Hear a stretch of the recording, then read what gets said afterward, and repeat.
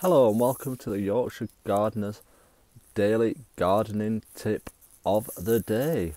These are new and they're going to be posted every day, so make sure you subscribe to the channel or come back to the website every day to have a look for the new daily tip. If you're on YouTube, the website is www.theyorkshiregardener.com.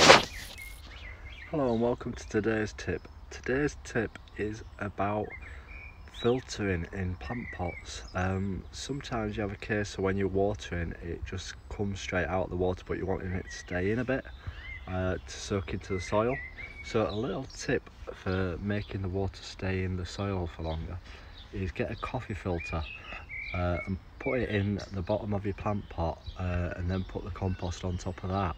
That will prevent the water from just running straight out. It'll let the soil soak it up a bit more, so that they stay damper for longer. That's if you want them to stay damper for longer.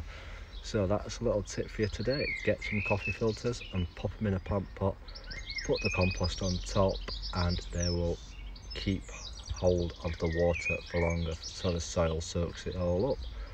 So thanks for watching today's tip. Make sure you come back tomorrow.